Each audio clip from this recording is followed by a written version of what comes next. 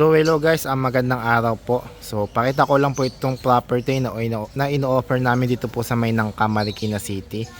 So medyo malapit po tayo sa may JP Rizal Street, yung highway po dyan, malapit po sa may McDonald's and Pure Gold Nangka. So may mga establishment din po tayo dyan sa labas along JP Rizal Street.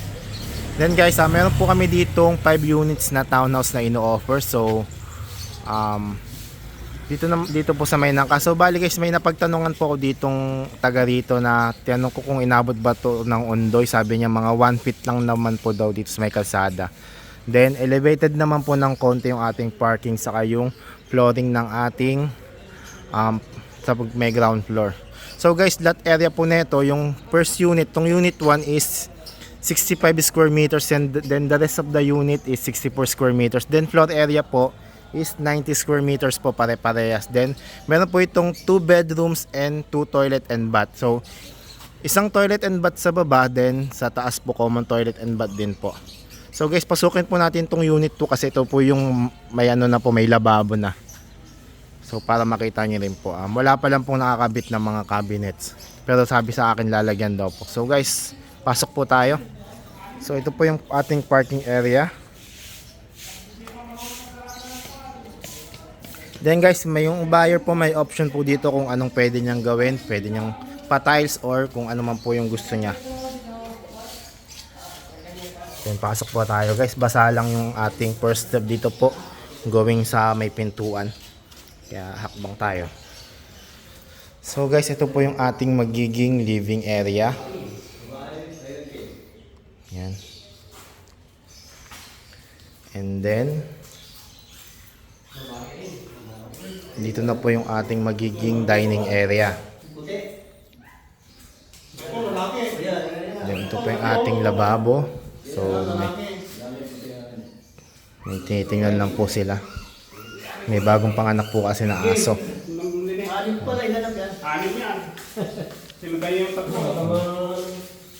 Sige po. Then ito po yung ating toilet and toilet dito po sa may ground floor. Medyo basa lang po yung iba. Then guys, ano lang pala ito, parang powder room, pero may lavatory po tayo. Then pwede naman pong maligo, wala lang po tayong shower. Kung sakali, pwede naman pong palagyan yung mga kinakabit lang po from faucet to, then iaangat na lang po dyan. Then may window naman po yung ating bintana. Then ito po yung ating service area or laundry area rin po. So sir, kailan pala ito matatapos? Kailan po expected? Last na December This December po yung target. So pero possible mga first January na po ito talagang mapipinish. So guys, akit tayo sa second floor. So guys, dito guys, 2 bedrooms lang po yung meron tayo. Then isang toilet and bath. So pag akit guys, pasok ko sa. Ito po yung ating toilet and may shower na rin po tayo. Yan. Wala pa lang po nakalagay ng mga light. Mga ilaw. Then guys, this is our first bedroom. So maganda naman po yung cut, malaki-laki. Hindi kasi na pwedeng gawing 3 bedrooms sa taas kasi baka mas sumikip na po yung mga kwarto pag pinilit pa na 3 bedrooms. So kung need lang po is 2 bedroom, pwede naman po tayo dito.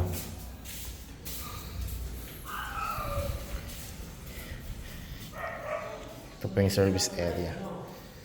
So guys, may mga ano naman po dito sa bahay sa likod.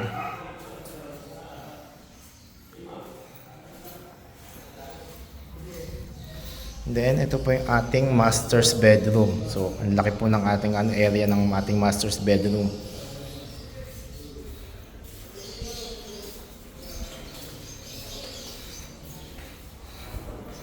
Then guys, ito po yung ating balcony.